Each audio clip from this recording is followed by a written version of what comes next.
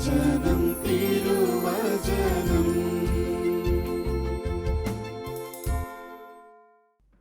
Shalom പ്രേക്ഷകർക്ക് ദുഹ്റാന തിരുനാളിൻ്റെ എല്ലാ മംഗളങ്ങളും പ്രാർത്ഥനാശംസകളും ഏറ്റവും സ്നേഹപൂർവ്വം ആശംസിക്കുകയും പ്രാർത്ഥിക്കുകയും ചെയ്യുന്നു.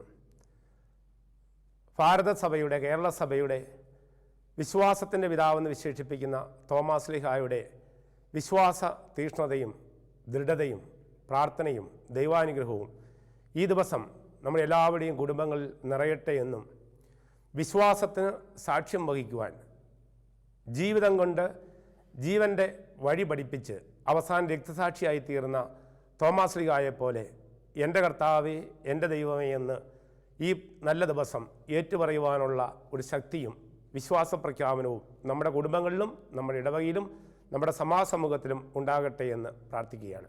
സുവിശേഷത്തിലേക്ക് നമ്മൾ കടന്നു വരുമ്പോൾ ഈശോയുടെ ഉയർപ്പിനെ സംബന്ധിച്ച് ശിഷ്യന്മാരെല്ലാവരും തന്നെ സംശയിച്ചതാണ്. ഉത്തിതനായ മിശിഹായെ നേരിട്ട് കണ്ടിട്ട് പോലും അവർ സംശയം ഉന്നയിക്കുന്നതായിട്ട് നമുക്ക് കാണുവാൻ സാധിക്കും. അതുകൊണ്ട് സംശയിക്കുന്ന അപ്പസ്തോലന്മാരുടെ എല്ലാം ഒരു പ്രതിനിധി എന്ന നിലയിൽ തന്നെ തോമാ ശ്ലീഹായെ നമുക്ക് കാണുവാനായിട്ട് സാധിക്കും. യേശുവിൻ്റെ തിരുവിലാവിലെ മുറിവിൽ കൈവച്ചുകൊണ്ട് തന്നെ വ്യക്തിപരമായ അനുഭവത്തിലൂടെ തനിക്ക് വിശ്വാസം ആർജിച്ചെടുക്കണമെന്ന് ശാഠ്യം പിടിച്ചവനാണ് തോമാ ശ്ലീഹാ.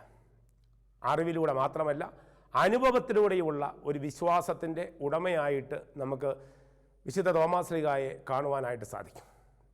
അറിവുള്ള ഒരു വിശ്വാസം, അനുഭവമുള്ള ഒരു വിശ്വാസം. Experience is the best master എന്ന് നമ്മൾ പറയാറുണ്ടല്ലോ. തോമാ ശ്ലീഹായുടെ ഭാരത പര്യടനം ആരംഭിക്കുന്നത് യേശുക്രിസ്തുവിൻ്റെ തിരുവിലാവിൽ നിന്നുമാണ്. ഈശോ പറഞ്ഞു, എന്നിൽ വിശ്വസിക്കുന്നവൻ്റെ ഹൃദയത്തിൽ നിന്നും ജീവജലത്തിൻ്റെ അരുവികൾ ഒഴുകും. അങ്ങനെ യേശുവിനിലൂടെ പൊട്ടിപ്പുറപ്പെട്ട ആ ജീവജലത്തിൻ്റെ അരുവി തോമാ ശ്ലീഹായിലൂടെ ഭാരതത്തിൻ്റെ വിവിധ കോണുകളിലേക്ക് ഒഴുകിയെത്തിയത് കൊണ്ടാണ് ഇന്ന് അനേകായിരം ദേവാലയങ്ങളിൽ ഇന്ന് ഈ തോമാ ശ്ലീഹായെ നമ്മൾ ഓർക്കുകയും പ്രാർത്ഥിക്കുകയും രക്തസാക്ഷിയായ തോമാ ശ്ലീഹായോട് നമുക്ക് ആദരവും സ്നേഹവും നമ്മൾ പ്രകടിപ്പിക്കുകയും ചെയ്യുന്നതിൻ്റെ കാരണം ഈ ജീവജലത്തിൻ്റെ അരുവിയായി അവിടുന്ന് ഒഴുകുവാനായിട്ട് തോമാ ശ്ലീഹായ്ക്ക് സാധിച്ചു. ജീവിതം കൊണ്ട് ജീവൻ്റെ വഴി പഠിപ്പിച്ചവനാണ് വിശുദ്ധ തോമാ ശ്ലീഹാ. അപ്പോൾ ഈ തോമാ ശ്ലീഹായിൽ നിന്ന് കിട്ടിയ വിശ്വാസം ഏറ്റുവാങ്ങിയ ഒരു സമൂഹമാണ് ഭാരതത്തിലും കേരളത്തിലുമായി നിറഞ്ഞു നിൽക്കുന്നത്. അപ്പോൾ ഈ അവസരത്തിൽ നമ്മുടെ പിതാവായ മാർത്തോമാ ശ്ലീഹായുടെ ഓർമ്മ നമ്മുടെ മനസ്സിൽ ഉണരുന്ന ഒരു ദിവസമാണ്. 34 സങ്കീർത്തനം 5-ാം വചനം പറയുന്നത് പോലെ അവനെ നോക്കിയവർ പ്രകാശിതരായി. ഇന്ന് നമുക്ക് മുമ്പേ പറന്നുപോയ അനേകം രക്തസാക്ഷികളുണ്ട്, അനേകം വിശുദ്ധരുണ്ട്. വിശുദ്ധരെന്ന് പറയുന്നത് നമുക്കൊക്കെ മുൻപേ നമുക്ക് വിശ്വാസത്തിൻ്റെ വെളിച്ചം പകർന്നു നൽകി നമുക്ക് മുമ്പേ പറന്നുപോയ പക്ഷികളാണ്. വിശ്വാസ വെളിച്ചം വിതറിയിട്ട് കടന്നുപോയവരാണ്, മയിൽ കുറ്റികളാണ്. വിശുദ്ധരാരും ദൈവമല്ല. നമ്മൾ ദൈവത്തെ ആരാധിക്കുന്നു, വിശുദ്ധരെ ബഹുമാനിക്കുന്നു, ആദരിക്കുന്നു. നമ്മുടെ മൂത്ത ചേട്ടന്മാരും ചേച്ചിമാരും എന്ന രീതിയിൽ അവർ എങ്ങനെ വിശ്വാസം എങ്ങനെ ജീവിക്കണമെന്ന് നമുക്ക് കാണിച്ചു നൽകിയ മാതൃകയും പ്രേരണയുമാണ് വിശുദ്ധർ. ജീവിക്കാൻ നമ്മളെ പ്രേരിപ്പിച്ചവരാണ് വിശുദ്ധർ, സ്നേഹിക്കാൻ നമ്മളെ പ്രേരിപ്പിച്ചവരാണ് വിശുദ്ധർ, വിശ്വാസത്തിന് വില കൊടുക്കാനായിട്ട് നമ്മളെ പ്രേരിപ്പിക്കുന്നവരാണ് വിശുദ്ധർ. അങ്ങനെയെങ്കിൽ എന്താണ് ഈ വിശ്വാസമെന്ന് നമ്മുടെ കേരള സഭയുടെ ഭാരതസഭയുടെ വിശ്വാസ ജീവിതത്തിലേക്ക് ഈ ദിവസം ഒന്നുകൂടി നമ്മൾ തിരിഞ്ഞു നോക്കാനും തിരിച്ചറിയാനും തിരുത്താനുണ്ടെങ്കിൽ തിരുത്തിക്കൊണ്ട് തിരിച്ചു പോകുവാനുമുള്ള ഒരു നല്ല ഓർമ്മ ദിവസമാണ് ഈ ദുഹ്റാന തിരുനാൾ. വിശ്വാസം എന്താണ് എന്ന് പല വിധത്തിലുള്ള വ്യാഖ്യാനങ്ങൾ നൽകുന്നുണ്ട്. എഫേസോസിലെ സഭയ്ക്ക് എഴുതിയ 1-ാം ലേഖനം 19-ാം അധ്യായത്തിൽ നമ്മളവിടെ വായിക്കുന്നുണ്ട്, വിശ്വാസികളായ നമ്മുടെ ഹൃദയത്തിലേക്ക് ചൊരിയുന്ന അവൻ്റെ അപരിമേയമായ ശക്തി. Catechism of the Catholic Church പഠിപ്പിക്കുന്നത് faith is a supernatural gift. വിശ്വാസികളായ നമ്മുടെ ഹൃദയത്തിലേക്ക് ചൊരിയുന്ന അവൻ്റെ അപരിമേയമായ ശക്തിയാണ്. അപ്പോൾ വിശ്വാസം അതായത് വിശ്വാസികളുടെ ഹൃദയത്തിലേക്ക് ചൊരിയുന്ന ഒരു ശക്തിയാണ്. ഈ ശക്തി ഒരു വിജ്ഞാനമാണെന്ന് വിജ്ഞാന പുസ്തകം 9:17 സൂചിപ്പിക്കുന്നുണ്ട്. അങ്ങ് ഉന്നതത്തിൽ ജ്ഞാനത്തെയും പരിശുദ്ധാത്മാവിനെ അയക്കുന്നില്ലെങ്കിൽ ഞങ്ങൾ എങ്ങനെയാണ് അങ്ങയുടെ ഹിതം അറിയുക? ദൈവഹിതം അറിയണമെങ്കിൽ ദൈവിക ജ്ഞാനം നമുക്ക് ലഭിക്കണം. അതോടൊപ്പം തന്നെ പ്രഭാഷകന്റെ പുസ്തകം 17:3 സൂചിപ്പിക്കുന്നത് പോലെ ദൈവം തന്നോട് ചേർന്ന് നിൽക്കുന്നവർക്ക് തൻ്റെ ശക്തിക്ക് സദൃശമായ ശക്തി നൽകും. അപ്പോൾ വിശ്വാസം ദൈവിക ജ്ഞാനമാണ്, ദൈവിക ശക്തിയാണ്. ഈശോ വളരെ വ്യക്തമായിട്ട് പറഞ്ഞു, എന്നിൽ വിശ്വസിക്കുന്നവരുടെ ഹൃദയത്തിൽ ഒരു വെളിച്ചമുണ്ടാവും, അവരൊരിക്കലും അന്ധകാരത്ത് നടക്കുകയില്ല. അപ്പോൾ ഒരർത്ഥത്തിൽ പറഞ്ഞ് നമുക്ക് വിശ്വാസത്തെ വ്യാഖ്യാനിക്കാനായിട്ട് മൂന്ന് വചനങ്ങൾ ഉപയോഗിക്കാൻ സാധിക്കും. ഒന്ന്, അത് ദൈവിക ശക്തിയാണ്. രണ്ട്, അത് ദൈവിക ജ്ഞാനമാണ്. മൂന്നാമതായിട്ട് നമുക്ക് പറയാനായിട്ട് സാധിക്കും, അത് ദൈവിക വെളിച്ചമാണ്. അപ്പോൾ ദൈവത്തോട് ചേർന്ന് നിൽക്കുമ്പോൾ, തമ്പുരാനോട് ചേർന്ന് നിൽക്കുമ്പോൾ ശക്തിയായ തമ്പുരാൻ നമ്മളിലേക്ക് പുറപ്പെടുന്ന ശക്തിയാണ്. അറിവായ വിജ്ഞാനമായ ദൈവത്തിനോട് ചേർന്ന് നിൽക്കുമ്പോൾ നമുക്ക് ലഭിക്കുന്ന വിജ്ഞാനമാണ്. അതുപോലെ തന്നെ വെളിച്ചമായ ദൈവത്തോട് ചേർന്ന് നിൽക്കുമ്പോൾ നമുക്ക് കിട്ടുന്ന വെളിച്ചമാണ്. അങ്ങനെയെങ്കിൽ ഈ വിശ്വാസത്തിന് പല തലങ്ങളുണ്ട്. ആദ്യത്തെ തലത്തെ നമുക്ക് ഇളപ്പമുള്ള വിശ്വാസം എന്ന് വേണം വിശേഷിപ്പിക്കാം. ഇളപ്പമുള്ള വിശ്വാസം. പൗലോസ് ശ്ലീഹ കൊരിന്ത്യ ലേഖനത്തെ സൂചിപ്പിക്കുന്നത് പോലെ, ഞാൻ ശിശുവായിരുന്നപ്പോൾ ശിശുവിനെ പോലെ ചിന്തിച്ചു, യുക്തിവിചാരം നടത്തി എന്ന് പറയുന്നുണ്ട്. അതായത് നമ്മൾ ഓരോ മനുഷ്യ വ്യക്തിയും ജനിച്ചു വീഴുമ്പോൾ പള്ളിയിൽ വെച്ചല്ല നമുക്ക് ആദ്യം വിശ്വാസം ലഭിക്കുന്നത്. നമ്മുടെ മാതാപിതാക്കൾ കുഞ്ഞിക്കൈകൾ കൂപ്പിപ്പിടിച്ച് കുരിശു വരയ്ക്കാൻ പഠിപ്പിക്കുന്നത് തൊട്ട് അമ്മ എന്ന പേര് വിളിക്കുന്നതിന് ഈശോ എന്ന പേര് മിക്കവാറും വിളിച്ചുകൊണ്ട് ആരംഭിക്കുന്ന ഒരു കുടുംബത്തിൽ നിന്നും ആ വിശ്വാസം ആരംഭിക്കുകയാണ്. പ്രഭാഷകന്റെ പുസ്തകം 1-ാം അധ്യായം 14-ാമത്തെ വചനം സൂചിപ്പിക്കുന്ന പ്രകാരം വിശ്വാസം അമ്മയുടെ മാതൃഗർഭത്തിൽ വെച്ചാണ് ഒരു കുഞ്ഞിന് ലഭിക്കുന്നത്. അപ്പോൾ ഇളപ്പമുള്ള വിശ്വാസം എന്ന് പറയാം ഒന്നാമത്തെ തരത്തിലുള്ള വിശ്വാസമാണ്.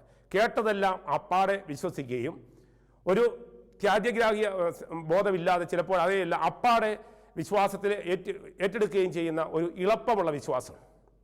ഈ വിശ്വാസം രണ്ടാമത്തെ സ്റ്റേജിലേക്ക് വരുമ്പോൾ ഇളക്കമുള്ള വിശ്വാസമായി മാറാൻ സാധ്യതയുണ്ട്. അതായത് ഈ ഇളപ്പമുള്ള വിശ്വാസത്തിന് വിരുദ്ധമായ രീതിയിൽ വ്യത്യസ്ത വ്യക്തികളും ആശയങ്ങളും ഒക്കെ വന്നു കഴിയുമ്പോഴത്തേക്കും പലപ്പോഴും സംഭവിക്കുന്ന ഇളപ്പമുള്ള വിശ്വാസങ്ങളെല്ലാം ചിതറിപ്പോകാനായിട്ട് സാധ്യതയുണ്ട്.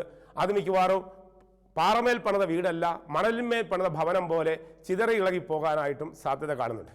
ആരുടെയെങ്കിലും ഒരു വിമർശനം കേട്ട് കഴിഞ്ഞാൽ, മതം മനുഷ്യനെ മയക്കുന്ന കറുപ്പാണെന്ന് കേട്ട് കഴിഞ്ഞാൽ ഇളകിപ്പോകുന്ന ഒരു വിശ്വാസമാണ് രണ്ടാമത്തത് ഇളക്കമുള്ള വിശ്വാസം. അതും കഴിഞ്ഞ് മൂന്നാമത്തെ ഒരു തരത്തിലേക്കുള്ള നമ്മുടെ വിശ്വാസം എന്ന് പറയുന്നത് ഇരുത്തം വന്ന വിശ്വാസമാണ്. നമ്മൾ കാണുന്നുണ്ട് എഫേസ്യ ലേഖനം 4-ാം അധ്യായം 13-ാമത്തെ വചനം, യേശുക്രിസ്തുവിന്റെ പക്വതയുടെ തോതനുസരിച്ച് പരിപൂർണതയുള്ള മനുഷ്യരായിത്തീരുന്ന ഇരുത്തം വന്ന വിശ്വാസം. ഇവിടെയാണ് തോമാസ് ശ്ലീഹായുടെ വിശ്വാസം എന്ന് പറയുന്നത്. ഇരുത്തം വന്ന വിശ്വാസത്തിന്റെ ഇരിപ്പിടമാണ് തോമാസ് ശ്ലീഹ എന്ന് പറയാനായിട്ട് സാധിക്കും. അന്ധകാരത്തിൽ നിന്ന് ഞങ്ങളെ പ്രകാശത്തിലേക്ക് നയിക്കണമേ, മരണത്തിൽ നിന്ന് ഞങ്ങളെ ജീവനിലേക്ക് നയിക്കണമേ, അജ്ഞതയിൽ നിന്ന് ഞങ്ങളെ അറിവിലേക്ക് നയിക്കണമേ എന്ന് പ്രാർത്ഥിച്ച ഒരു ഋഷി സംസ്കാരത്തിലേക്ക് സുവിശേഷത്തിൻ്റെ വിജ്ഞാനവുമായി, സുവിശേഷത്തിൻ്റെ വെളിച്ചവുമായി, സുവിശേഷത്തിൻ്റെ ശക്തിയുമായി കടന്നു വന്ന തോമാസ് ശ്ലീഹായുടെ വിശ്വാസം എന്ന് പറയുന്നത് ഇരുത്തം വന്ന വിശ്വാസത്തിൻ്റെ ഇരിപ്പിടമാണ് ഈ തോമാസ് ശ്ലീഹ എന്ന് നമുക്ക് പറയുവാനായിട്ട് സാധിക്കും. അപ്പോൾ യഥാർത്ഥ വിശ്വാസത്തിൻ്റെ ലക്ഷണം എന്താണ്? വിശ്വാസ ജീവിതം ഒരു സ്വഭാവമാണ്. വിശ്വാസം ഏതാനും ചില ആചാര അനുഷ്ഠാനങ്ങളിൽ മാത്രം ഒതുങ്ങി നിൽക്കുന്ന ഏതാനും ചില റിച്വൽസ് കൃത്യസമയത്തും കൃത്യ സ്ഥലത്തും വെച്ച് കൃത്യമായ രീതിയിൽ ചെയ്യുന്നതല്ല വിശ്വാസ ജീവിതമെന്ന് റിജോയ്സ് ആൻഡ് ബി ഗ്ലാഡ് എന്ന് പറയുന്ന കത്തോലിക്ക സഭയുടെ വിശുദ്ധിയെ സംബന്ധിച്ചുള്ള പ്രബോധന രേഖയിൽ ഫ്രാൻസിസ് മാർപ്പാപ്പ കൃത്യമായിട്ട് പഠിപ്പിക്കുന്നുണ്ട്. ഏതെങ്കിലും പ്രത്യേക ഒരു സമയത്തും പ്രത്യേക ഒരു സ്ഥലത്തും കൃത്യമായ ചില പ്രാർത്ഥനകളൊക്കെ ചൊല്ലി പ്രത്യേകമായൊരു വസ്ത്രം ധരിച്ച് ജീവിക്കുന്ന ഒരു പഴയകാല ഒരു കാഴ്ചപ്പാടുണ്ട്. അതല്ല വിശ്വാസ ജീവിതം. അത് വിശ്വാസ ജീവിതത്തിൻ്റെ ഒരു നിഴലാകാൻ സാധ്യതയുണ്ട്. യഥാർത്ഥ വിശ്വാസ ജീവിതം എന്താണ്? വിശ്വാസ ജീവിതം ആത്മീയത എന്ന് വിശേഷിപ്പിക്കാം. ആത്മീയത ഒരു സ്വഭാവമാണ്, ആത്മീയത ഒരു ആചാരമല്ല. അപ്പോൾ ആത്മീയതയും ആത്മാർത്ഥതയും അഭിനയവും തമ്മിൽ ഒരു ബന്ധമുണ്ട്. ആത്മീയതയിൽ അഭിനയമില്ല, അഭിനയിക്കുന്നതൊന്നും ആത്മീയതയുമല്ല. ഗലാത്യ ലേഖനം 6-ാം അധ്യായം 3-ാമത്തെ വചനത്തിൽ ഒരുവൻ താൻ ഒന്നുമല്ലാതായിരിക്കെ എന്തോ ആണെന്ന് ഭാവിക്കുന്നു. അത് ആത്മീയതയല്ല, വിശ്വാസ ജീവിതമാണ്. വിശ്വാസമല്ല, വിശ്വാസ ജീവിതമാണ്. എന്താണ് സുവിശേഷ മൂല്യങ്ങൾ? സുവിശേഷ മൂല്യങ്ങളെ ബൈബിളിലെ 73 പുസ്തകങ്ങളെയും നമ്മൾ ഏറ്റവും ചുരുക്കി സുവിശേഷ മൂല്യങ്ങളെന്ന് വിശേഷിപ്പിച്ചാൽ, അതായത് കരുണയാണത്, അത് കരുതലാണ്, അത് കാവലാണ്. പിതാവാണ് കരുണ, പുത്രനാണ് കരുതൽ, പരിശുദ്ധാത്മാവാണ് കാവൽ. അതായത് തൃത്വത്തിലുള്ള ഒരു ജീവിതം എന്നൊക്കെ ദൈവശാസ്ത്രപരമായിട്ട് നമ്മൾ പറയാറുണ്ട്. Life in trinity, holy trinity, പരിശുദ്ധ തൃത്വത്തിൽ ഊന്നിയ ഒരു ജീവിതമാണെന്ന് പറയും. യഥാർത്ഥത്തിൽ ആ ജീവിതത്തിൻ്റെ ലക്ഷണം എന്താണ്? കത്തോലിക്ക സഭ ഔദ്യോഗികമായിട്ട് പഠിപ്പിക്കുകയാണ്. അതായത് ദൈവിക പുണ്യങ്ങൾ എന്ന് പറയുന്നത് 1 ദൈവത്തിൽ വിശ്വസിക്കുക, വിശ്വാസം; 2 ദൈവത്തിൽ ശരണപ്പെടുക; 3 ദൈവത്തെ സ്നേഹിക്കുക. അങ്ങനെ ദൈവത്തിൽ വിശ്വസിക്കുന്ന ഒരു വ്യക്തി, ദൈവത്തിൽ ശരണപ്പെടുന്ന ഒരു വ്യക്തി, അങ്ങനെ അതോടൊപ്പം തന്നെ ദൈവത്തെ സ്നേഹിക്കുന്ന വ്യക്തിക്ക് ധാർമ്മികമായ ചില ലക്ഷണങ്ങളുണ്ട്. സഭയുടെ പഠനം വളരെ വ്യക്തമാണ്. അതായത് വിശ്വസിക്കുന്ന ഒരു വ്യക്തിയുടെ ഒന്നാമത്തെ ലക്ഷണമായിട്ട് സഭ പറയുന്നതാണ് ധാർമ്മിക മൂല്യങ്ങൾ എന്ന് പറയും. ധാർമ്മികമായ ഒരു ജീവിതക്രമമുണ്ട്. ആത്മീയത മനുഷ്യനെ ധാർമ്മികരാക്കി മാറ്റുന്നു. അതുകൊണ്ട് ദൈവത്തിലുള്ള വിശ്വാസമുള്ളൊരു വ്യക്തി, ദൈവത്തിൽ ശരണപ്പെടുന്ന ഒരു വ്യക്തി, ദൈവത്തെ സ്നേഹിക്കുന്ന വ്യക്തിയുടെ ഒന്നാമത്തെ ലക്ഷണം പ്രൂഡൻസ് അല്ലെങ്കിൽ വിവേകം എന്ന് പറയും. ഒരു വിശ്വാസിക്ക് ഒരു വിവേകമുണ്ട്. അതായത് കാൽ നിലത്ത് ഊന്നി നിൽക്കുകയും ശിരസ് തോളി നിൽക്കുകയും ചെയ്യുന്ന, ചെയ്യേണ്ടത് എന്താണെന്നും ചെയ്യരുതാത്തത് എന്താണെന്നും തമ്മിലുള്ള വ്യക്തമായിട്ടുള്ള ഒരു വിവേകം എന്ന് പറയും. അതായത് വിചാരത്തിൻ്റെയും വികാരത്തിൻ്റെയും ഇടയിലുള്ള ഒരു വിവേകം. അതായത് ഭൗതികതയ്ക്ക് അമിത പ്രാധാന്യം കൊടുത്ത് അബദ്ധത്തിലേക്ക് നിന്ന് ചാടുകയും അന്ധവിശ്വാസത്തിലേക്ക് ചെന്ന് ചാടുന്നത് പോലെ, അല്ലെങ്കിൽ വൈകാരികതയ്ക്ക് അമിതമായ പ്രാധാന്യം കൊടുത്ത് വൈകാരികതയുടെ നിറവിൽ നിന്നുകൊണ്ട് ഭൗതികതയെ തിരസ്കരിക്കുകയും ചെയ്യുന്ന ഒരു തലമല്ല. ഇതിൻ്റെ നടുവിലുള്ള ഒരു വിവേകമുണ്ട്. ഭൗതികതയുടെയും വൈകാരികതയുടെയും ഇടയിലുള്ള ഒരു വിവേകമുണ്ട്. അതാണ് ശരിക്കും പറഞ്ഞു കഴിഞ്ഞാൽ വിവേകം എന്ന് പറയുന്നത്. രണ്ടാമത്തത് ജസ്റ്റിസ് എന്നാണ് പറയുന്നത്, സഭ പഠിപ്പിക്കുന്നത്. വിശ്വാസ ജീവിതത്തിൻ്റെ രണ്ടാമത്തെ ലക്ഷണം ഒന്ന് വിവേകത്തോടുകൂടി ഒരു ജീവിതം. രണ്ടാമത്തെ എന്ന് പറയുന്നത് അതായത് നീതി പ്രവർത്തിക്കുക. നമ്മുടെ രീതികളിലെല്ലാം ഒരു നീതി ഉണ്ടായിരിക്കുക. എന്താണ് നീതി? അർഹിക്കുന്നത് കൊടുക്കുകയാണ് ഒന്നാമത്തെ ലക്ഷണം നീതിയുടേത്. 2 ആവശ്യമുള്ളത് കൊടുക്കുക. 3 സ്നേഹത്തോടു കൂടി കൊടുക്കുക. 4 ത്യാഗത്തോടു കൂടി കൊടുക്കുക. മുറിവേറ്റ് കിടക്കുന്ന ഒരു മനുഷ്യന് നല്ല സമ്പ്രദായക്കാരനായി നമ്മൾ വായിക്കുന്നുണ്ട് സുവിശേഷത്തിൽ. ആവശ്യം നോക്കി കണ്ടു, അർഹത നോക്കി, ആദ്യം അർഹത നോക്കി, ആവശ്യം നോക്കി, സ്നേഹത്തോടെ കൊടുത്തു, ത്യാഗത്തോടെ കൊടുത്തു. അപ്പോൾ ഒരു വ്യക്തിയെ സ്നേഹിക്കുക എന്ന് പറഞ്ഞാൽ ആവശ്യക്കാരുടെ മുമ്പിൽ അപ്പമായി തീരുക. എയ്ഗോ എയ്മി, അയാം ഹു അയാം. യാവ എന്ന വാക്കിൻ്റെ ശരിയായിട്ടുള്ള മൊഴിമാറ്റം എന്ന് പറയുന്നത് ആവശ്യങ്ങളിൽ ആയിത്തീരുന്നവൻ ദൈവം. അപ്പോൾ നമ്മെ സംബന്ധിച്ച് ആരാണ് ദൈവം? God is my capacity to love. എൻ്റെ സ്നേഹിക്കാനുള്ള കഴിവാണ്. അപ്പോൾ ദൈവമുള്ളിടത്ത് വിശപ്പില്ല. ദൈവവിശ്വാസിക്ക് മനുഷ്യ വ്യക്തിയുടെ മാനുഷിക അവകാശങ്ങളെ നിഷേധിക്കാനായിട്ട് പറ്റില്ല. അതുകൊണ്ടാണ് ആത്മീയത എന്ന് പറയുന്നത് ശാസ്ത്രീയമാണ്. ആത്മീയത ഒതുക്കമുള്ളതാണ്. ആത്മീയത അറപ്പുളവാക്കുന്നതല്ല, ആത്മീയത അഴവുള്ളതാണ്. ഒരു മനുഷ്യ വ്യക്തിയെ സംസ്കരിക്കുന്ന, ഒരർത്ഥത്തിൽ പറഞ്ഞു കഴിഞ്ഞാൽ സൗന്ദര്യ ശാസ്ത്രമാണ് ആത്മീയത. അത് മനുഷ്യാവകാശങ്ങളെ അങ്ങേയറ്റം ബഹുമാനിക്കും.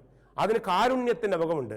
കാഠിന്യത്തിൻ്റെ കരവാള് താഴെവെച്ച് കാരുണ്യത്തിൻ്റെ ഔഷധം എടുക്കുന്നതാണ് ആത്മീയതയുടെ അത്യലക്ഷണം.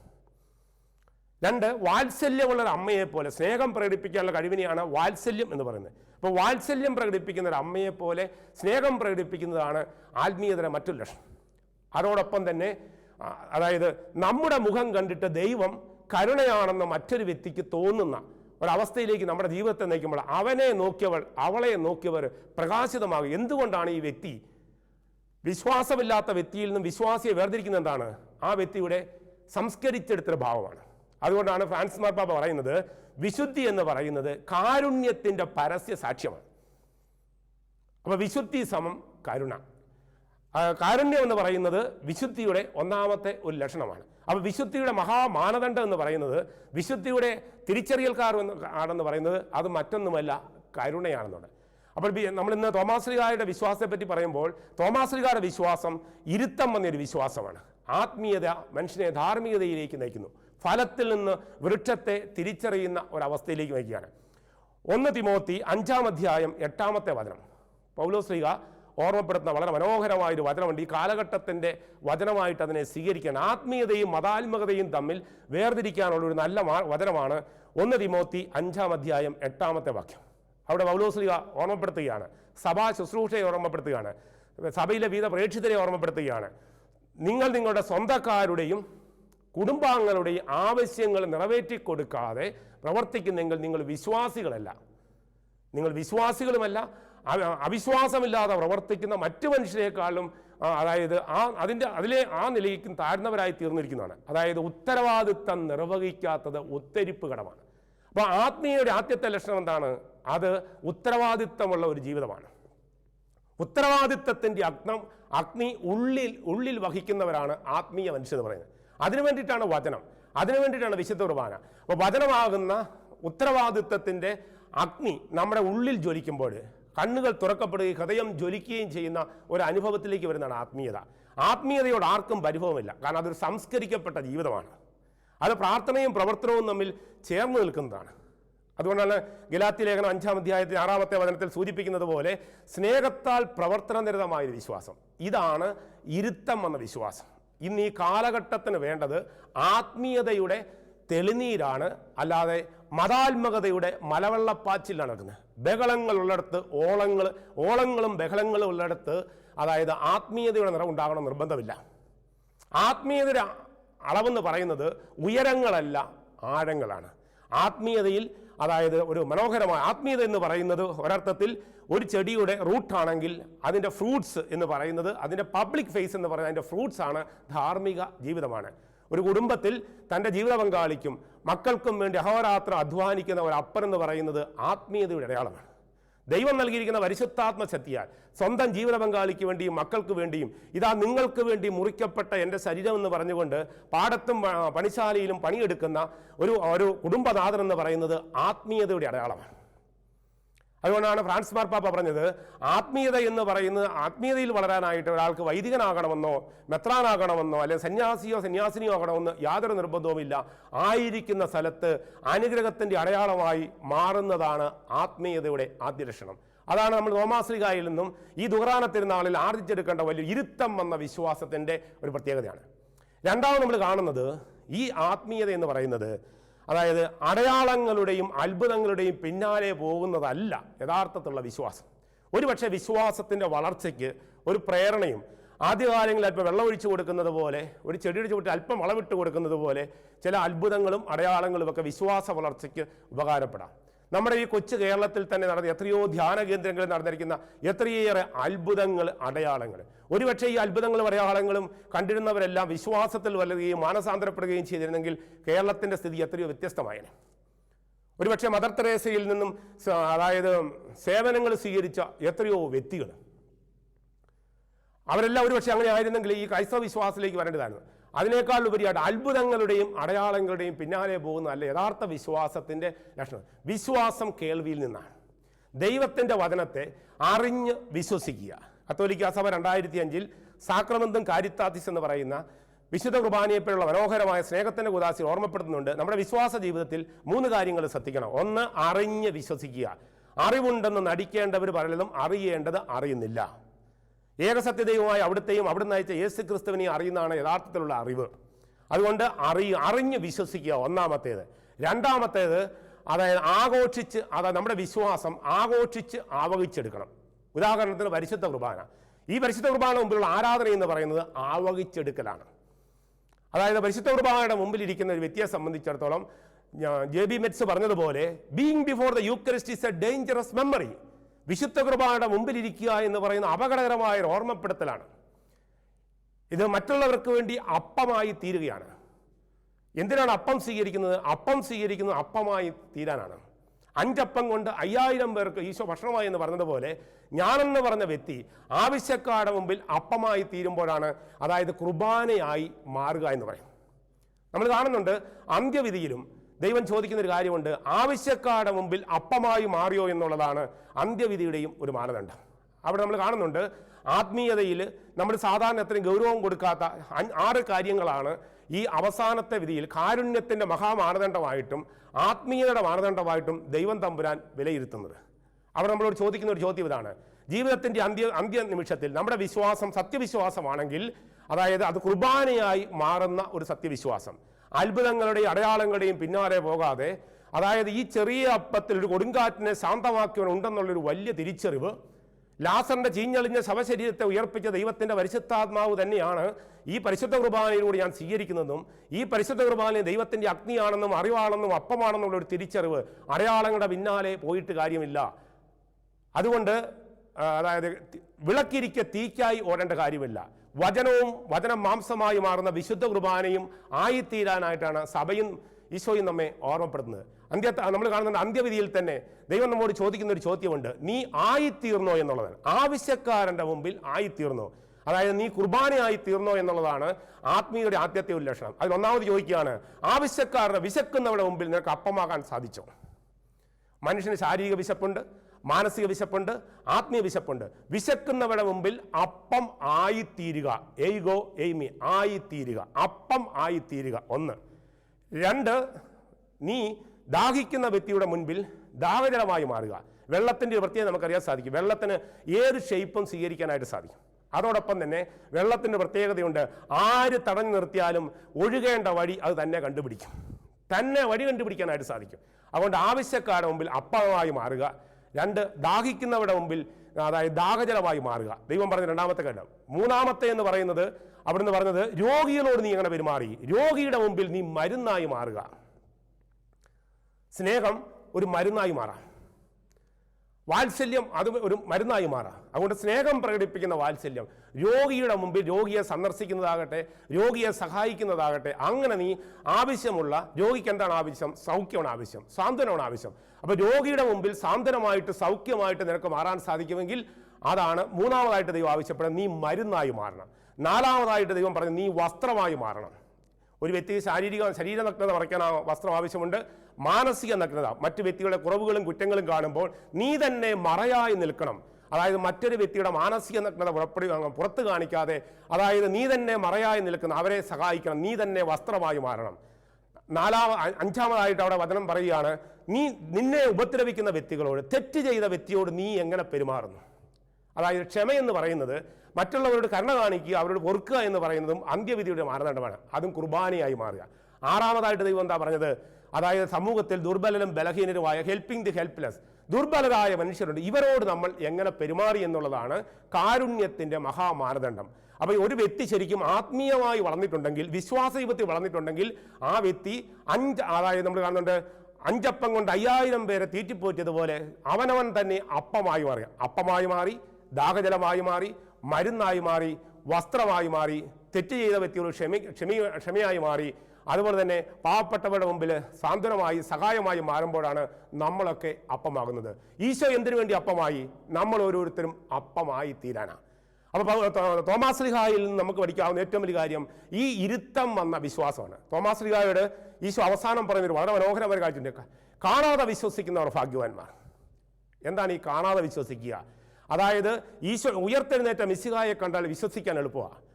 എന്നാൽ എൻ്റെ ജീവിതവും എൻ്റെ പ്രവർത്തനവും, നമ്മൾ ഈ 5 അപ്പം കൊണ്ട് 5000 പേരായി മാറുന്ന ഈ കാരുണ്യത്തിൻ്റെ ഭാവം കാണുമ്പോൾ മറ്റൊരാൾക്ക് ഈശോയിൽ വിശ്വസിക്കാൻ സാധിക്കുമെങ്കിൽ, ഫ്രാൻസിസ് മാർപ്പാപ്പ സൂചിപ്പിക്കുന്നില്ല, കൺവേർഷൻ ബൈ അട്രാക്ട്. നിന്നെ കണ്ടിട്ട് എന്നെ വിശ്വസിക്കാൻ നിന്റെ ജീവിതം ഇടയാക്കുന്നെങ്കിൽ സഫലമീ യാത്ര. തോമാസ് ശ്ലീഹായുടെ വിശ്വാസത്തിൻ്റെ ഏറ്റവും വലിയ ഉന്നതമായ തലവെന്ന് പറയുന്നത് സാക്ഷ്യം വഹിച്ച് തമ്പുരാനിലേക്ക് മറ്റുള്ളവരെ അടുപ്പിക്കാൻ സാധിക്കും. അവൻ ഉദ്ധിതനായ മിശിഹ ഇന്ന് പരിശുദ്ധ കുർബാനയിലൂടെയും വചനത്തിലൂടെയും നമ്മുടെ മുമ്പിൽ സന്നിഹിതനാകുമ്പോൾ ഈ വചനവും വിശുദ്ധ കുർബാനയും നമ്മൾ ഹൃദയത്തിൽ സ്വീകരിച്ചുകൊണ്ട്, എന്തിനു വേണ്ടി? ഈശോയെ ഹൃദയത്തിൽ സ്വീകരിക്കുക മാത്രമല്ല, ഈശോയുടെ ഹൃദയം കൂടി സ്വീകരിക്കുകയാണ് പരിശുദ്ധ കുർബാനയിൽ. അതുകൊണ്ട് ഈശോയുടെ ഹൃദയം സ്വീകരിക്കുകയാണ്, അപ്പമായിട്ട് അവതരിക്കുകയാണ്. അപ്പാവതാരമാണ് വിശുദ്ധ കുർബാന. അതുകൊണ്ട് അപ്പം ആയിത്തീരുന്നതാണ് പരിശുദ്ധ കുർബാനയുടെ പരമചൈതന്യം എന്ന് തിരിച്ചറിയുകയും, ഉത്തരവാദിത്വത്തിൻ്റെ ഉലയാണ് പരിശുദ്ധ കുർബാന. ഉത്തരവാദിത്വത്തിൻ്റെ ഉലയിൽ നിന്നും ഊർജത്തെ ഊറ്റിയെടുക്കുമ്പോഴാണ് നമ്മളൊക്കെ ഉത്തരവാദിത്വം നിർവഹിക്കുന്നവരായി മാറുകയും ചെയ്യുക. അപ്പോൾ തോമാസ് ശ്ലീഹ നമ്മുടെ മുൻപിൽ ഇന്ന്, തോമാസ് ശ്ലീഹയുടെ ഈശോ പറഞ്ഞ ആ ഒരു വചനം നമ്മുടെയൊക്കെ മുൻപിൽ ഈ ദുഃഖാന തിരുനാളിൻ്റെ ഏറ്റവും വലിയ സന്ദേശമായിട്ട് നമുക്ക് സ്വീകരിക്കാം. എൻ്റെ ജീവിതം കണ്ടിട്ട് മറ്റുള്ളവർക്ക് വിശ്വാസ ജീവിതത്തിലേക്ക് വളരാനും ഒരു പ്രേരണയും പ്രചോദനവും കൊടുക്കാൻ, അതായത് സ്നേഹിക്കാൻ പ്രേരണ കൊടുത്താൽ, ജീവിക്കാൻ പ്രേരണ കൊടുത്താൽ, അത് വിശ്വാസ ജീവിതത്തിൽ വളരാനായിട്ട് പ്രേരണ കൊടുത്താൽ നമ്മുടെയൊക്കെ ജീവിതം സഫലമാകും. നിന്നെ കണ്ടിട്ട് മറ്റൊരു വ്യക്തിക്ക് ഈശോയിൽ വിശ്വസിക്കാനായിട്ട് അവരെ നോക്കിയവരൊക്കെ പ്രകാശിതമായി തീരുന്ന ഒരു അവസ്ഥ. അവർ മുഖമുയർത്തി നോക്കിയപ്പോൾ യേശുവിനെ അല്ലാതെ മറ്റാരെയും കണ്ടില്ല. ദൈവകാരുണ്യത്തിൻ്റെ മാതൃമുഖം പേറുന്ന സഹോദരിമാരായി, ദൈവകാരുണ്യത്തിൻ്റെ പിതൃമുഖം പേറുന്ന സഹോദരന്മാരായി, വിശ്വാസികളായിട്ട് നമ്മൾ ആയിരിക്കുന്ന സ്ഥലത്ത് നമുക്ക് സാക്ഷ്യം വഹിക്കാനായിട്ട് സാധിക്കട്ടെ. ദൈവം അബ്രാഹത്തോട് പറഞ്ഞതുപോലെ, ഞാൻ കാണിച്ചിരുന്ന സ്ഥലത്തേക്ക് നീ പോവുക, അവിടെ നീ ഒരു അനുഗ്രഹമായിരിക്കണം. നമുക്കെല്ലാവർക്കും അപ്പമായിക്കൊണ്ട്, ദാഹജലമായിക്കൊണ്ട്, മരുന്നായിക്കൊണ്ട്, വസ്ത്രമായിക്കൊണ്ട്, ക്ഷമയായി മാറിക്കൊണ്ട്, പറ്റാവുന്ന വിധത്തിൽ മറ്റുള്ളവർക്ക് സഹായമായി തീർന്നുകൊണ്ട് അപ്പമായി തീരുക. എയ്ഗോ എയ്മി, ആവശ്യക്കാരുടെ മുമ്പിൽ അപ്പമായി തീരുന്നതാണ് വിശ്വാസ ജീവിതത്തിൻ്റെ ഏറ്റവും വലിയ സാക്ഷ്യം. ഈ സാക്ഷ്യം വഹിക്കാൻ തോമാസ് ശ്ലീഹായുടെ ഈ മരണത്തിരുന്നാൾ നമുക്ക് പ്രേരണ നൽകട്ടെ. അല്പം കൂടെ സ്നേഹിക്കാൻ, അല്പം കൂടെ സാക്ഷ്യം വഹിക്കാൻ, അല്പം കൂടെ മറ്റുള്ളവർക്ക് ജീവിതത്തിൽ പ്രേരണയും പ്രചോദനവും കൊടുക്കാൻ, അല്പം കൂടി അവരുടെ ജീവിതത്തിൽ ആശ്വാസമായി മാറാനുള്ള വലിയ കൃപ തോമാസ് ശ്ലീഹായിലൂടെ നമുക്ക് ലഭിക്കട്ടെ എന്ന് നമുക്ക് തോമാസ് ശ്ലീഹായുടെ ഒപ്പം പ്രാർത്ഥിക്കാം. എൻ്റെ കർത്താവേ, എൻ്റെ ദൈവമേ എന്ന് വിളിച്ച് ഈശോയുടെ തിരുഹൃദയത്തിൻ്റെ മുമ്പിൽ നമ്മെ തന്നെ നമുക്ക് സമർപ്പിക്കുകയും ചെയ്യാം. ഈ ദുഃഖാന തിരുനാളിൻ്റെ മംഗളങ്ങളും പ്രാർത്ഥനാശംസകളും എല്ലാവർക്കും ഏറ്റവും സ്നേഹപൂർവ്വം ആശംസിക്കുന്നു. ദൈവം നമ്മെ അനുഗ്രഹിക്കട്ടെ.